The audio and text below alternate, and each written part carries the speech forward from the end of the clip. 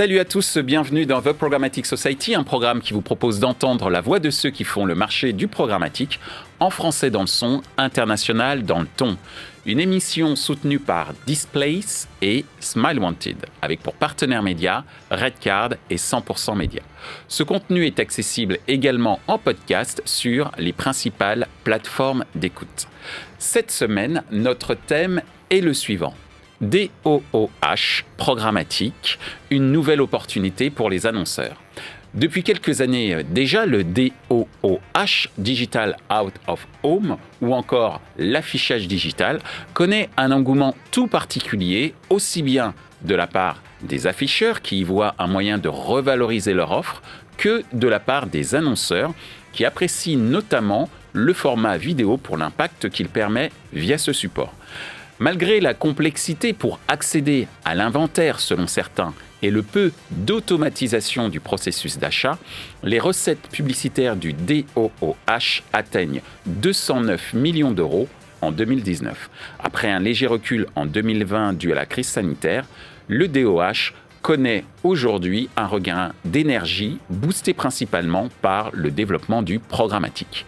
Afin d'échanger sur ce sujet, nous demanderons à nos invités quels sont les enjeux business et marketing du DOOH programmatique, quelles sont les conditions nécessaires pour lancer une campagne DOOH programmatique et quels résultats en attendre, comment voit-il l'avenir du DOOH programmatique.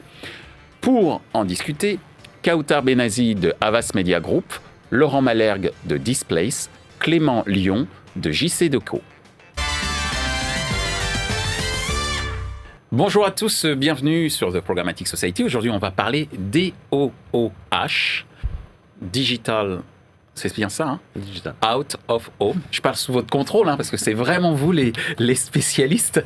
Bonjour Laure. Bonjour Michel. Merci de venir pour la première fois dans The Programmatic Society et merci de soutenir l'émission.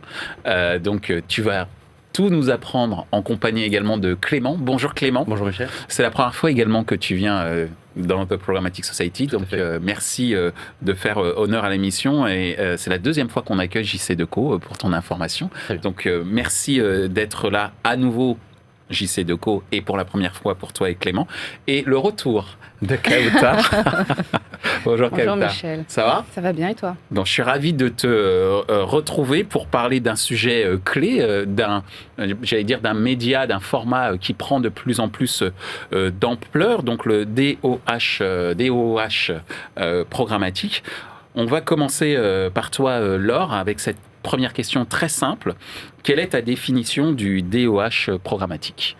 Alors, la définition, c'est l'achat d'espaces publicitaires automatisés, pilotés par la donnée. Et les panneaux publicitaires, donc les écrans DOH, Digital Out of Home, se situent dans la rue. Et le fait qu'ils deviennent accessibles en programmatique, c'est une révolution qui a eu lieu en fin d'année dernière. Oui, en fin d'année dernière, c'est justement JC Deco en France qui a lancé le premier ses inventaires accessibles en programmatique et en RTB. Real-time bidding, donc enchère en temps réel. Exactement. On était plutôt sur un mode d'achat qui était automatisé. Là, on est passé vraiment sur une stack programmatique complète, identique à celle traditionnellement utilisée pour la vidéo, pour le display, avec une supply-side plateforme qui est connectée aux écrans d'affichage dans la rue, qui va permettre d'accéder à des inventaires via des demand-side plateformes. Et donc, Displace est une demand-side plateforme experte et pionnière sur le DOOH programmatique.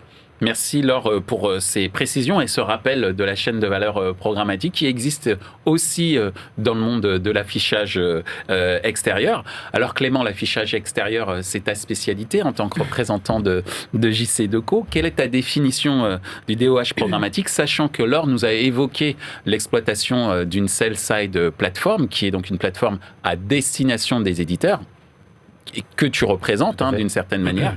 Mais quelle est ta définition donc du DOOH programmatique ? Déjà, tout simplement parce que c'est du programmatique, on va passer pour un média comme le nôtre du média planning à l'audience planning. C'est déjà effectivement pour ce média-là une forme de révolution. qui est une des particularités, c'est qu'effectivement, on sera sur une relation one-to-many, puisqu'un écran pourra adresser plusieurs personnes. Donc, c'est aussi une particularité, là, pour le coup, du DOH programmatique. Et effectivement, pour reprendre la chaîne de valeur, aujourd'hui, en tant que JDeco, on s'est connecté à une SSP qui est View, qui est une SSP qui a été lancée il y a maintenant un peu plus de 3 ans par JDeco au niveau mondial. Donc, il y a déjà 15 pays qui sont connectés. Connecté à 30 DSP à travers le monde, et si on fait un focus France, on est connecté à date à 7 DSP, à la fois des DSP généralistes, des DSP en fait omnichannel, spécialistes pardon. Donc voilà, donc c'est aujourd'hui comme ça que ça fonctionne. Et effectivement, l'intérêt du DOH aussi, c'est finalement la multiplicité des univers, parce qu'aujourd'hui en fait on voit des écrans dans la rue, mais également dans les transports, lorsqu'on prend l'avion, le métro, et même lorsqu'on fait ses courses dans les centres commerciaux. Donc c'est vraiment la multiplicité des univers qui va être aussi une particularité de ce média. Merci beaucoup Clément pour ces précisions et ces précisions en tant qu'éditeur, j'allais dire en tant que média qui est JCDecaux. Kautar, de ton point de vue d'agence, point de vue de trading desk également, c'est quoi ta définition du DOH programmatique ? C'est le combiné de ce qui vient d'être dit, et c'est le fait qu'au sein de notre trading desk et de notre quotidien, c'est un média qu'on va pouvoir activer avec un stack technologique qui est déjà celui qu'on éprouve tous les jours, qui va pouvoir être complété aussi de plateformes spécialistes telles que Displace, qui va nous permettre de travailler vraiment dans le concret, dans la granularité et vraiment dans les subtilités en fait du média DOH, sa version et sa déclinaison en programmatique. Mais c'est surtout aussi l'avantage, au-delà de l'automatisation, des gains de temps, etc., et de la pertinence qu'on va pouvoir avoir dans la diffusion, c'est l'utilisation de la donnée. Et la donnée, elle va être de plusieurs typologies. C'est-à-dire qu'on va pouvoir compléter en fait nos activations avec des données de géolocalisation, bien évidemment sur un plan national, départemental, aller cibler des zones de chalandise, etc. Ça va être aussi la possibilité d'aller cibler des environnements. Est-ce que je vais être en centre urbain ? Est-ce que je vais être effectivement dans une salle de sport ? Est-ce que je vais être dans un centre commercial ? Etc. pour m'adapter justement à ce parcours d'achat sur lequel on reviendra ensuite. Et puis, je peux aussi travailler les audiences, c'est-à-dire aller chercher des catégories socio-professionnelles, des segments d'intentionnistes. Ça peut être aussi des comportementaux. Ça peut être tout un tas de choses à la fois qui vont aussi pouvoir ensuite être couplées à des flux de données extérieures qui vont me permettre de rajouter en fait un filtre qualitatif, encore dans cet objectif de vraiment préciser et de rendre encore plus pertinent ma diffusion. Et c'est ce qu'on appelle cette fois-ci les triggers, où en fait je vais pouvoir aller TRI2GER, c'est ça ? Exactement, tout à fait. Où là je vais pouvoir aller rajouter des éléments de type l'état du trafic urbain, des critères liés à la météo, ça va pouvoir être des résultats sportifs, etc. Et donc du coup, combiné au fait que le DOH devient programmatique, qu'on va pouvoir l'utiliser sur une plateforme DSP, qu'on va pouvoir y rajouter aussi de la donnée, je vais pouvoir travailler autant de stratégies personnalisées et personnalisables pour l'ensemble des objectifs des clients. Eh bien, merci Kautar pour l'ensemble de ces précisions en termes de précision, désolé pour la répétition, en tout cas de précision d'achat qu'offre aujourd'hui l'affichage extérieur grâce au programmatique et comme tu l'as évoqué, l'exploitation de la donnée, que cette donnée, et j'allais dire, c'est du velours pour l'affichage, qu'elle soit de géolocalisation, qu'elle soit liée à l'environnement comme tu l'as dit, pour attirer un certain nombre également, en tout cas comprendre un certain nombre d'audiences et un certain nombre de comportements. Ce qui m'amène à cette seconde question, compte tenu de tout ce champ des possibles, pour toi Clément, quels sont les enjeux business et marketing autour du DOH programmatique ? L'enjeu business premier, forcément, avec un nouveau canal de vente, il va être de pouvoir diversifier un peu aussi nos annonceurs, de voir de nouveaux annonceurs arriver, parce que effectivement, dans les stratégies qui pouvaient être digitales, demain, pouvoir intégrer du DOH, c'est une nouveauté pour les annonceurs. C'est une opportunité pour ces marques de pouvoir intégrer du coup un média qui est relativement premium, parce que le choix de chaque emplacement qui est fait, il est fait avec une attention toute particulière, et surtout parce que la nature de nos contrats, qui est avec les villes, avec des bailleurs privés, fait qu'on est dans un univers qui est parfaitement maîtrisé, c'est-à-dire qu'on sait exactement où on sera diffusé. Et le sujet de brand safety, il est traité de manière, je dirais, naturelle par ce média-là. Donc c'est un point, d'un point de vue positionnement qui est assez important. Aussi, tout de suite, je dirais, et c'est un travail qu'on a fait avec l'ensemble du marché, de bien s'assurer qu'en tant que média premium, on a quasiment l'entièreté de notre parc, dans la majeure partie des cas. On ne propose pas que nos invendus. Donc voilà, donc l'idée c'est bien, effectivement, encore une fois, de proposer du premium avec différents types d'activation. On le disait, qu'elles soient omnichannel, en temps réel. Je crois qu'on y reviendra, mais voilà, sont tous ces points-là qui sont, à mon avis, assez importants. J'allais dire que contrairement au display, l'affichage commence bien, tu ne vends pas que tes invendus. On va dire que le programmatique sur le display a débuté. C'est l'avantage d'arriver un peu après, quoi. Voilà, on a essuyé les plâtres et tu as pris les bonnes choses.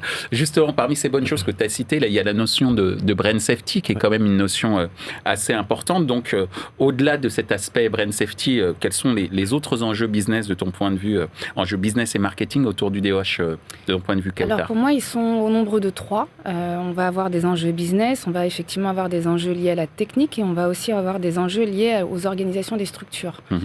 Donc sur l'enjeu business, c'est effectivement tout ce qu'on vient de se dire, c'est bénéficier de toute la courbe d'expérience en fait du programmatique sur les différents formats aujourd'hui pour permettre au DOH d'accélérer et de pouvoir en fait bénéficier de tous les insights en termes de développement, en termes d'utilisation de discours, d'approche marketing. Ça va être aussi et de favoriser du coup un taux d'adoption qui par définition, devra être beaucoup plus rapide que tout le travail qui a été fait en amont sur ce sujet-là il y a maintenant quelques années sur les autres leviers. C'est aussi un enjeu technique parce qu'il faut s'assurer qu'au sein d'un training desk ou d'une équipe où les activations vont être gérées, que le stack technologique qui va être utilisé puisse répondre en fait à ces activations-là. Et donc il faut se permettre d'avoir à la fois une stratégie, moi j'appelle ça une strate d'entrée-sortie, c'est-à-dire d'être capable de pouvoir aussi identifier des plateformes DSP qui vont être capables de répondre aux enjeux du client au moment donné, mais aussi en essayant de pousser les scénarios un petit peu plus loin, permettent aussi de travailler dans une logique d'omnicanalité, de globalité à 360, les plans de communication des annonceurs, puisque le programmatique de toute façon est aujourd'hui une matière liquide qui se déverse sur la totalité des médias. Donc il faut penser spécialité, parce qu'on a besoin de travailler le sujet dans le détail et vraiment de rassurer, d'accompagner, de se créer en fait des tests d'époque pour en sortir en fait du concret, du pragmatique et prouver la véracité en fait du levier. Et ensuite, c'est adapter son stack technologique en fonction aussi des avancées des plateformes programmatiques. Et enfin, l'enjeu organisationnel, la réponse, elle est aussi diverse qu'il y aura d'organisation. C'est est-ce que je confie cette mission-là d'activation et de stratégie, de réflexion autour du DOH programmatique que aux équipes dont le métier c'est le programmatique, ou est-ce que j'essaye de travailler en synergie avec des experts sur le levier affichage et je fais en sorte de pouvoir avoir un travail qui est fait en synergie. Une problématique qu'on a retrouvée, désolé de t'interrompre, mais un peu en télévision et vidéo. Exactement, tout à fait. Mais qui de toute façon est un sujet de fond, puisque aujourd'hui, comme je le disais, le programmatique est partout. Il faut être capable de pouvoir bénéficier de l'expertise qui est aujourd'hui sur les médias traditionnels, où il y a des gens très brillants avec énormément d'expérience là-dessus, qui vont pouvoir nous permettre, nous, digital native, programmatique native, d'avoir une vision beaucoup plus globalisée, avec beaucoup plus de subtilité, pour comprendre en fait l'impact, au-delà même de l'activation, on va dire, digitale, l'impact que peut avoir en fait cette campagne-là. Et donc du coup, nous, notre choix, en tout cas chez Havas, c'est de travailler en synergie avec le domaine d'expertise affichage. Merci Kautar pour ces précisions propres à Havas, mais exactement. Ce que je retiens, c'est cette notion de stack technique qui est quand même très, très importante.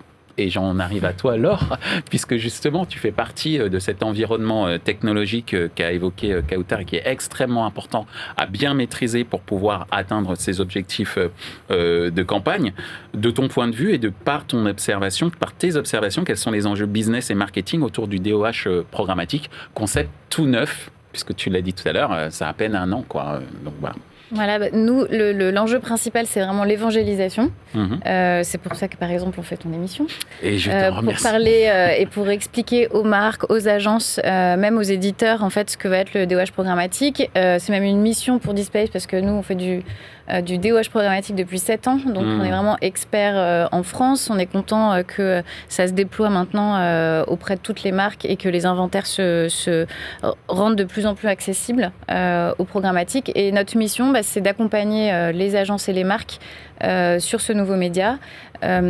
Kautar l'a dit, on est face en fait à 2 types d'acheteurs et ça va se retrouver aussi auprès des marques. On a des personnes qui connaissent déjà le média DOH mais qui ne connaissent pas forcément le programmatique. Donc là, on va être dans une logique d'explication et de support comme une demande side platform traditionnelle. Et puis, on a des traders dans les trading desks qui connaissent bien sûr toutes les stratégies programmatiques, qui ont hâte de pouvoir les appliquer à ce nouveau média puissant qui est le DOH et à qui on va expliquer un peu plus ce que c'est ce média, ses capacités, à quel point ils peuvent en tirer un bénéfice particulier, les vidéos, les créas qu'il faut déployer en fait pour être en DOH et quels sont les indicateurs, parce qu'il y a des indicateurs aussi qui lui sont propres.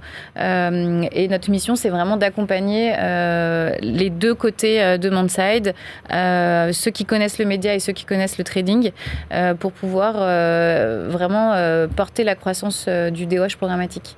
Merci Laure, tu évoquais ce que disait tout à l'heure Kautar, notamment en termes d'organisation, de technologie, d'où cette troisième question sur justement autour des conditions nécessaires pour faire en sorte qu'une campagne DOH programmatique porte ses fruits et porte des résultats, et surtout quel type de résultats on peut s'attendre lorsqu'on se lance dans le programmatique, dans le DOH programmatique, de ce que tu as pu observer Kautar.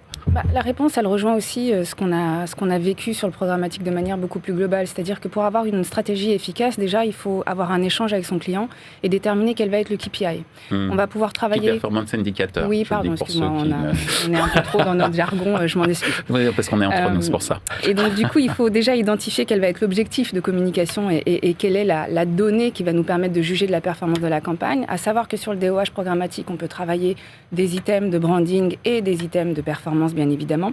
Et la volonté, surtout, pour que la stratégie elle soit efficace, c'est de rendre le concept du one-to-many vraiment to-many. C'est-à-dire que en fonction de la réflexion média, des acteurs que je vais pouvoir aller activer, de la strate justement que je vais pouvoir ajouter sur les différentes typologies de données, je vais me permettre d'avoir en fait une optimisation de mon plan, déjà ne serait-ce qu'en termes d'environnement et en termes de ciblage. Et ensuite, l'avantage d'une stratégie en fait DOH programmatique pour qu'elle soit performante, c'est qu'on va pouvoir bénéficier de flux en temps réel en fait sur ces panneaux d'affichage qu'on va pouvoir optimiser comme une campagne classique. Et donc je vais pouvoir faire une surpression sur les panneaux sur lesquels j'ai beaucoup plus en fait de retours. Et je vais pouvoir aussi, par rapport aux différents triggers dont on a parlé tout à l'heure, pouvoir aussi adapter ma stratégie média par rapport à un contexte particulier ou un événement ponctuel qui vient de se déclencher pour rendre justement tout ça efficace et qui va me permettre de pouvoir sortir la métrique qui justifiera que j'ai bien touché le bon environnement, la bonne audience et que la métrique est bien disponible. Merci Kautar pour ces précisions et pour également ce début de réponse sur les résultats. Clément, de ton point de vue, les conditions nécessaires, parce qu'on parlait d'évangélisation, c'est Laure qui nous parlait, elle évangélise depuis 7 ans. Donc quelle patience, quelle ténacité. C'est une mission, tu vois, c'est une vocation. Parce que tu l'as évoqué aussi tout à l'heure, ça fait seulement qu'1 an que ça commence à vraiment porter ses fruits, en tout cas sur le marché. Donc Clément, quelles sont les conditions nécessaires, toi qui évangélises aussi, là, cette fois-ci, les annonceurs et les agences, quelles sont les conditions nécessaires pour faire en sorte qu'une campagne DOH programmatique fonctionne et quel type de résultats on peut en attendre? Déjà, effectivement, pour garantir un bon ciblage à la fois à Kautar ou à Laure, tout notre travail en amont, c'est de proposer une bonne qualification de l'audience. On le sait, on l'a rappelé, le DOH propose en termes de granularité une finesse qui est très forte, puisqu'on peut cibler à la rue, au quartier, etc. Et puis après, sur toute la notion d'audience, on travaille, nous, avec Mobimétrie, qui sur le DOH, du coup, est un peu l'équivalent de médiamétrie à la télé, et qui nous garantit et nous livre en fait la version quantifiable des audiences. Et puis après, on va se faire le travail de pouvoir les qualifier avec différents partenaires comme AdSquare, encore une fois avec Mobimétrie. Et puis, on a aussi des partenariats un peu exclusifs, notamment avec Monoprix, Carrefour, qui nous permettent d'avoir des données transactionnelles et donc qui vont nous permettre de pouvoir, dans le temps, savoir à quel moment il vaut mieux acheter 1 kilo de riz et donc à quel moment on pourra cibler. Donc, toutes ces données, elles viennent en amont. Donc, nous, notre job, et pour garantir une bonne campagne, c'est de donner la bonne audience à nos partenaires. Et puis, le deuxième point qui me semble aussi important, c'est, et tu l'as rappelé, on est sur un format vidéo. Et c'est vrai que finalement, on est sur un format vidéo portrait dans la majeure partie des cas.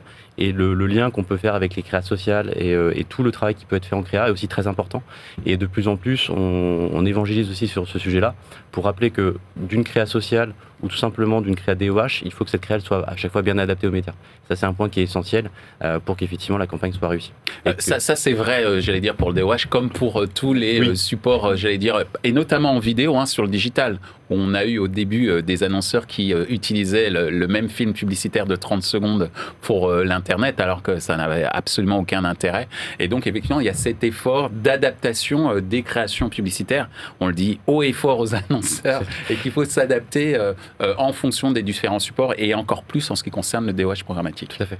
Merci beaucoup, Clément. Laure, les conditions nécessaires pour que, si je me lance dans le DOH programmatique, ça marche, et quel type de résultat tu peux éventuellement me promettre, est un bien grand mot, mais en tout cas me laisser présager. Alors, on a des stratégies et des campagnes en fait autour de la notoriété. Ça, c'est la première chose, c'est évident. Clément l'a rappelé, c'est des inventaires qui sont premium avec des flux massifs de personnes. Donc, on est sur du reach important. C'est de la vidéo, donc c'est impactant. On est dans la rue, donc ça vient forcément porter des campagnes de notoriété. Et donc pour ça, on va post-tester. Notamment, nous, on a un partenariat avec Epidemics qui est totalement intégré à notre plateforme, qui permet vraiment d'avoir un suivi en fait des indicateurs et de l'augmentation des indicateurs de notoriété. Et un des résultats qu'on peut te promettre, qu'on a vu là depuis les 20 post-tests qu'on a fait en programmatique avec Epidemics, c'est qu'on a une augmentation de la considération donc de l'achat de 15 points par rapport à des personnes qui ne sont pas exposées à la campagne. Donc l'envie d'aller se rendre en magasin pour acheter le produit ou pour acheter le service. Donc ça, c'est un premier gros résultat. Ensuite, on a beaucoup de campagnes qui tournent autour du drive to store parce qu'on est à côté des magasins, en proximité des points de vente. Et là, le moyen de le mesurer, ça va être avec la data mobile, de pouvoir, pareil, mesurer un incrément cette fois de visites en magasin. On a pas mal de campagnes également sur l'international, parce qu'en fait, depuis notre plateforme, nous, on donne accès à plus de 500 000 écrans dans le monde. Donc, par exemple, on a, pour une marque de gruyère, fait une campagne en France, en Allemagne et à Times Square. Donc, voilà. Donc, Display, c'est disponible. Oui, dans 500 000 panneaux dans le monde. Donc, oui, tu peux... mettre une vidéo sur Times Square, tu vois, de Programmatic Society la prochaine fois, ça vaut le coup. D'accord, je vais faire Warhol, j'aurai mon quart d'heure de célébrité grâce à toi. Exactement. Okay. Et puis la dernière chose, c'est aussi, ça peut permettre, elle en a un petit peu parlé Kautar, tout ce qui va être DCO, donc l'adaptation du contenu, c'est extrêmement puissant. Donc DCO, Dynamic Creative Optimization. Exactement. Ça, c'est vraiment ce que permet de faire notamment le RTB, le fait d'activer en fait un message en fonction de ce qui se passe. Et en DOH, c'est extrêmement puissant puisqu'on est dans un environnement, dans un contexte. Et donc, ça va permettre, par exemple, on a fait une campagne pour Bwin qui permet d'afficher en temps réel la cotation des matchs, 3 heures avant le match, autour des stades. Et donc, voilà, là, on voit vraiment la puissance de ces nouvelles possibilités qui sont offertes pour les marques. Alors, tu anticipes un peu l'avenir et c'est merveilleux parce que ça me permet de faire la transition avec notre dernière question puisqu'on va parler cette fois-ci de l'avenir et je commencerai par toi Clément. L'avenir du DOH programmatique, c'est quoi selon toi? Et en plus, j'allais dire que tu es d'une certaine manière aux premières loges puisque JCDecaux est quand même un acteur historique en France et dans le monde et que j'imagine que vous avez peut-être des laboratoires pour faire un peu d'anticipation, de prospective. En intégrant justement dans cette politique de prospective le DOH programmatique, comment tu vois évoluer ce média et les transactions publicitaires à l'intérieur? L'avenir, il est radieux, mais je ne vais pas m'arrêter là. Non, mais effectivement, comme tu le dis, forcément, on regarde tous les autres pays qui ont commencé depuis 1 an, 2 ans à mettre leurs inventaires au programmatique. Quand on regarde l'Allemagne, qui est un pays avec une certaine maturité sur le programmatique, et particulièrement sur le programmatique DOH, on voit qu'aujourd'hui, sur leur chiffre d'affaires digital, c'est à peu près déjà 15 à 20%. Donc, donc c'est vrai que c'est déjà pas mal en seulement 2 ans. Nous, là, sur la France, sur les 6 premiers mois, c'est 10% du chiffre d'affaires qui est réalisé en programmatique sur l'ensemble du DOH. Donc, on voit que ça allait vite aussi. Donc, on voit qu'il y a une vraie appétence sur le marché français. Et c'est conforté dans tous les échanges qu'on peut avoir au quotidien. Et il y a eu une étude qui a été faite par View, donc beaucoup de chiffres, mais ce chiffre est intéressant, c'est que donc c'est State of the Nation, donc une étude faite par View, où du coup tous les décideurs en agence et annonceurs à 50% ont déclaré que du coup ils prévoyaient d'investir en programmatique DOH sur 2022. Donc ne serait-ce que pour 2022, on voit qu'effectivement cette appétence elle est au rendez-vous. Donc on est plutôt très très optimiste pour la suite. Et donc l'avenir est radieux. Il est on l'espère. Merci Clément. Kautar, de ton point de vue, l'avenir du DOH programmatique, quel est-il ? Je confirme ce que vient de dire Clément, ayant participé justement à ce rapport State of Nation. Mais dans la réalité, c'est qu'on constate que les activations sont encore trop timides. Donc moi, mon souhait, effectivement, si l'avenir est si radieux, c'est qu'on puisse multiplier en fait tout un tas de tests et tout un tas de POC pour pouvoir ensuite passer à l'étape d'après, qui est d'installer des fils rouges médias stratégiques pour nos annonceurs, parce que je pense que c'est véritablement par ce biais-là qu'on arrivera à construire des choses hyper pérennes et beaucoup plus sophistiquées, j'ai envie de dire, pour le client. Il y a aussi autre chose, c'est que au-delà des problématiques d'inventaire, au-delà des problématiques aussi liées aux différentes technologies qui permettent d'activer et d'acheter, c'est que, et encore, c'est une déformation professionnelle, hein, mais bon, par rapport aux différents types d'achats qu'on peut avoir en programmatique, effectivement, l'avenir sera radieux le jour où, en fait, en DOH, on arrivera à acheter en Open RTB, c'est-à-dire que je pourrais avoir une entrée via la data qui me permettrait de pouvoir bénéficier de la totalité du reach disponible et de pouvoir finalement optimiser mon plan en fonction de ma performance et de ne pas avoir une entrée, en fait, par média, par régie, etc. Donc, volontairement, je vais très très loin, mais le jour où on arrivera, en fait, à avoir ce type de fonctionnement-là, effectivement, l'avenir sera radieux. En tout cas, je suis ravi que le message passe par l'intermédiaire de mon émission auprès de Clément. Je l'avais déjà un peu entendu, voilà. mais c'est bien que ça arrive. On l'a officialisé. mais juste pour rebondir, je pense que ce qui est important aussi, c'est de voir que, alors Laure le disait, on a lancé en juillet le programmatique en France, mais depuis, beaucoup de médias honneurs y arrivent. Bien et sûr. là, je retire ma casquette de chef de cause. C'est important, effectivement, qu'il y ait la quasi-entièreté des inventaires DOH disponibles. Et je pense que fin Q1 2022, ça sera le cas. Donc, c'est aussi un point important pour la suite, c'est qu'on est effectivement, pour le programmatique DOH, l'ensemble des inventaires et pas que de co ou autre. Donc, voilà. Bon, des progrès sont en cours. C'est même quasi fin Q1, c'est demain. Donc, Bon, magnifique. Merci beaucoup Clément, merci Kautar. Le mot de la presque fin de l'émission. Pour toi alors, donc, l'avenir. Pour moi, l'avenir, c'est d'abord, comme l'a dit Clément, l'industrialisation et aussi Kautar du programmatique RTB. L'IAB prévoit de doubler en fait d'ici 2024 les revenus qui sont associés.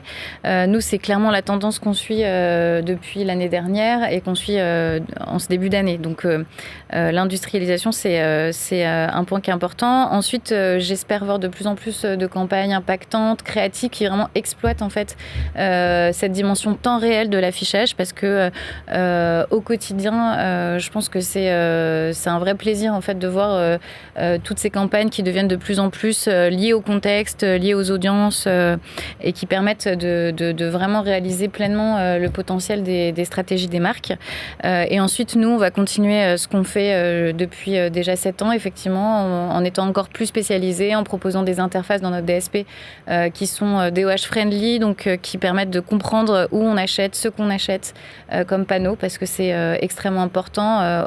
Il y a des audiences et puis il y a aussi quand même ce média qui est important d'avoir dans nos algorithmes des optimisations qui vont permettre de prendre en compte les spécificités comme l'imp multiplier du DOH et qui vont permettre de rendre accessibles tous ces inventaires qui vont arriver cette année et notamment des inventaires aussi exclusifs pour que toutes les marques puissent bénéficier en fait de ce nouveau terrain de jeu, quel que soit leur budget et quelle que soit leur stratégie. Eh bien, merci Laure de nous avoir donné envie de jouer. Merci Clément, merci Kautar. Mais comme je l'ai dit, on n'a pas tout à fait terminé puisque c'est le moment de notre rubrique innovante, on va dire, qui est donc la question 100% média.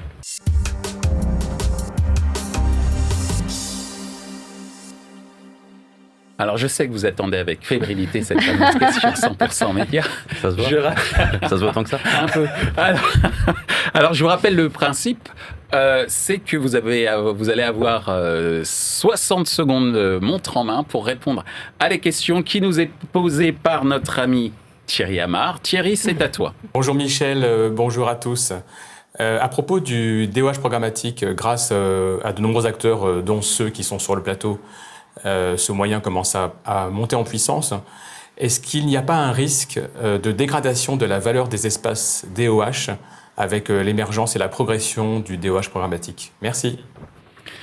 Merci Thierry. Alors, question qui sans doute vous a déjà été posée, puisque souvent, je le dis, on associe le programmatique à une sorte de perte de valeur des médias qui le pratiquent. question, est-ce que tu penses, et tu vas voir le top chrono dans quelques instants, est-ce que tu penses, Laure, que ça va être le cas? Top chrono. Alors, bien sûr, pas du tout. On peut s'arrêter là, alors. Voilà, exactement. Non, je pense que, comme l'a dit tout à l'heure Clément, le programmatique DOH arrive à un moment où on a tiré pas mal de leçons aussi de ce qui s'est passé en display, et que vraiment, la première chose, c'est que les éditeurs ont bien fait les choses, puisque c'est les inventaires les plus premium qui sont mis en programmatique et qui sont disponibles aujourd'hui. Et ça, il faut vraiment le rappeler. En France, c'était JC2Co. On est dans des univers extrêmement premium, que sont les transports, que sont la rue. Et donc ça, c'est, je pense, la première chose. La deuxième, c'est qu'on a lancé plutôt sur une logique de private marketplace qui permet quand même un certain contrôle aussi et des prix, des inventaires, etc.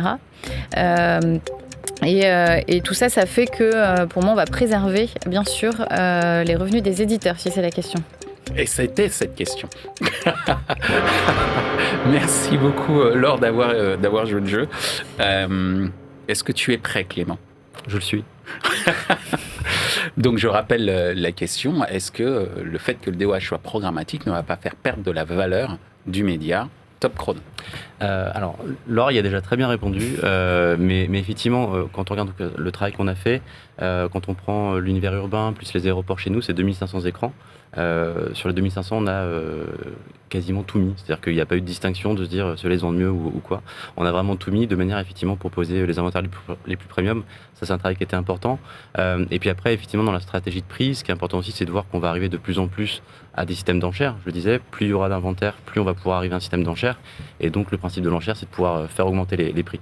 Donc, le côté premium que l'on souhaite sur le programmatique DOH, plus effectivement l'arrivée, je pense, d'un système d'enchères, va nous permettre de garantir effectivement un niveau de prix qui sera bon et de ne pas détruire de valeur, bien au contraire, je pense. C'est bien, 20 secondes avant la fin, c'est parfait. Je suis sympathique toujours. Et si je peux rajouter aussi quelque chose par rapport à ta réponse, je pense aussi que l'avantage du DOH par rapport au display, c'est que ce sont des inventaires limités. Et ce sont des inventaires effectivement qui sont finis. Tout à fait. Pardon, j'espère que j'ai pas en tout cas soufflé la réponse à toi, Kautar. Écoute, je vais bénéficier de ce petit J'ai mon frère dans cette anecdote. Alors Kautar, est-ce que tu es prête? Eh bien écoute, allons-y. Top chrono. Alors déjà, d'une, programmatique ne veut pas dire dévalorisation. Encore une fois, c'est vrai que c'est quelque chose qu'on traîne depuis pas mal de temps, mais je pense qu'avec toute la démonstration et tout ce qu'on vient de se dire là autour de la table, on a montré effectivement qu'on était sur des environnements qualitatifs, brand safe, avec justement une typologie de données qui était quand même assez intéressante pour aller travailler en fait le sujet dans sa profondeur. Tout ça va permettre déjà d'avoir une notion de prix très valorisée et qui va pouvoir être enrichie effectivement avec ce système d'achat en temps réel en fonction de l'offre et de la demande. Les annonceurs aujourd'hui, ce qu'il faut savoir, c'est que sur le programmatique, ils sont prêts à payer des CPM beaucoup plus élevés à partir du moment où la garantie en termes de ciblage sur les audiences, qui parfois peuvent être des audiences cibles d'ensemble, mais aussi des micro-ciblages, sont bien évidemment disponibles avec des potentiels suffisants pour pouvoir être activés. Donc aujourd'hui, l'ensemble de ces éléments-là permet d'avoir un set de planètes alignées qui fera que de toute façon, à terme, et on le constate déjà, nous sommes sur des CPM qui sont suffisamment corrects et qui ne se dévaloriseront pas en fait avec cet engouement et ce dynamisme derrière le levier. Oh, mais quel rythme! Voilà. Dommage, il n'y a pas de micro pour... Enfin bref. Tout à fait. Exact. Bon, on n'en est pas encore là. Merci beaucoup, Kautar. Merci beaucoup, Clément. C'est un plaisir de te recevoir pour une première fois. Également pour toi, Laure, de te recevoir une première fois. Et merci à nouveau pour ton soutien. Merci pour ton retour, Kautar. Merci, Michel. Kautar. Et je vous dis à très bientôt. Vraiment, j'ai compris que grâce au DOH programmatique, on ne détruit pas de la valeur, mais au contraire, on crée de la valeur aussi bien pour les supports que pour les annonceurs.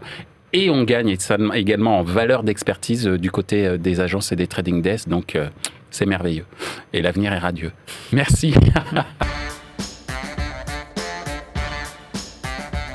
Ainsi s'achève ce débat autour du DOH programmatique. Ce contenu est accessible en podcast sur les principales plateformes d'écoute. Merci à Displace et Smile Wanted pour leur soutien, ainsi qu'à nos partenaires médias Redcard et 100% Média. Merci également à l'ensemble des équipes d'Altis Media pour la réalisation de ce programme. Post-production, traduction et sous-titrage par Uptown.